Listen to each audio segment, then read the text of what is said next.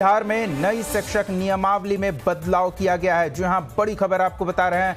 नई शिक्षक नियमावली में अब इस प्रावधान को जोड़ा गया है कि अभ्यर्थियों के बिहार का स्थायी निवासी होना जरूरी नहीं होगा। बड़ी खबर आपको बता रहे हैं। पहले सिर्फ बिहार के अभ्यर्थी ही इस परीक्षा में शामिल हो सकते थे, लेकिन नीतीश कैबिनेट की बैठक में बड़ा फैसला लिया गया है और अब शिक्षक नियमावली में बदलाव किया गया है। नई शिक्षक नियमावली में बदलाव किया गया है और बिहार का स्थायी निवासी होना जरूरी नहीं है। ये किया गया। अन्य राज्यों के अभ्यर्थी भी अब इस परीक्षा में शामिल हो सकेंगे। पहले सिर्फ बिहार के अभ्यर्थी ही इसमें शामिल हो सकते थे। नीतीश कैबिनेट में बड़ा निर्णय लिया गया है। नई शिक्षक नियमावली में एक संशोधन किया गया है। अब बिहार का स्थायी निवासी होना परीक्षार्थियों के लिए आवश्यक नहीं रहा। नई शिक्षक नियमावली में संशोधन किया गया है। अन्य राज्यों के अभ्यर्थी भी इस परीक्षा में शामिल हो सकेंगे। पहले सिर्फ बिहार के अभ्यर्थी ही इस परीक्षा में शामिल हो सकते थे, लेकिन कैबिनेट की बैठक में यह निर्णय लिया गया है। नई शिक्षक नियमावली 2023 में संशोधन के प्रस्ताव को कैबिनेट ने स्वीकृति दे दी है। अब बिहार का स्थायी निवासी होना शिक्षक अभ्यर्थियों के लिए आवश्यक नहीं रहा। अन्य राज्यों के अभ्यर्थी भी शिक्षक नियुक्ति परीक्षा में शामिल हो सकेंगे।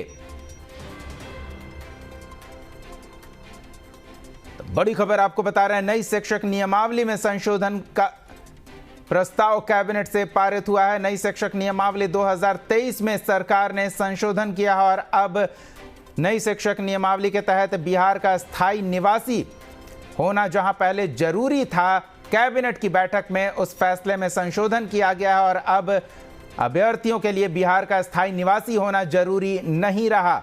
यानी कि अब अन्य राज्य के अभ्यर्थी भी इस परीक्षा में शामिल हो सकेंगे।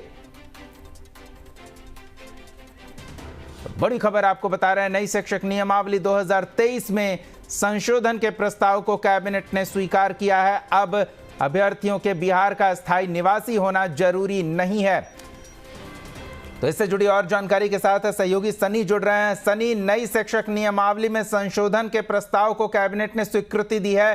क्या बदलाव किया गया है? कितना फायदेमंद ये लोगों के लिए, अभ्यर्थियों के लिए हो सकता है? देखिए, नई शिक्षक नियमावली के तहत जो शिक्षकों की बहाली होनी थी उसमें पहले बिहार के ही छात्र शामिल हो सकते थे, लेकिन उसमें संशोधन किया गया है। देश भर के सभी छात्र इसमें शामिल होंगे।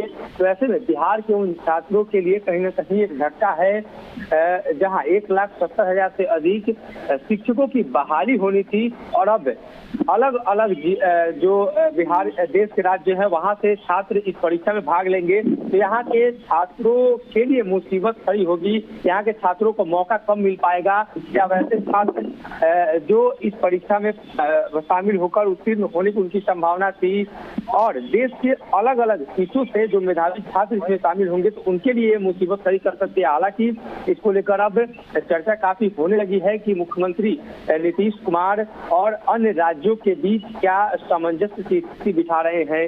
इसमें राजनीतिक फायदे और राजनीतिक घाटे भी निकाले जाने लगे हैं। दरअसल ये शिक्षक नियमावली पहले से ही चर्चा में रही है और पहले से ही छात्रों और शिक्षकों का विरोध लगातार जारी रहा है और ऐसे में एक बार फिर से इस मुद्दे को लेकर छात्रों में काफी नाराजगी देखने को मिल रही है। जैसे ही सरकार ने कैबिनेट में इस बात को स्वीकृति दी वैसे ही चर्चा शुरू हो गई और तमाम सोशल मीडिया प्लेटफॉर्म पे जो छात्र हैं वो लगातार सवाल उत्पन्न करने लगे कि आखिर मुख्यमंत्री नीतीश कुमार बिहार के छात्रों के लिए जब मौका दे रहे थे और अब देश के सभी छात्र इसमें शामिल होंगे तो बिहार के छात्रों को मौका काफी कम मिल पाएगा। एक तरफ जहां यहाँ रोजगार की समस्याएं हैं, वही दूसरी तरफ जब ये डोमिसाइल नियम जब लागू होगी, अलग अलग राज्यों से जो छात्र हैं इसमें शामिल होंगे तो यहाँ के छात्रों को काफी परेशानी हो सकती है। देखना यह होगा कि छात्र संघ और जो निजी शिक्षक है पहले से ही सब बहिष्कार कर रहे हैं इस नए नियम के आ जाने की वजह से क्या कुछ उनकी प्रतिक्रिया निकल कर सामने आ रही है। तो इस पर हमारी भी नजर बनी रहेगी। फिलहाल सनी, आप हमारे साथ बने रहें। तो बिहार का स्थायी निवासी होना अब शिक्षक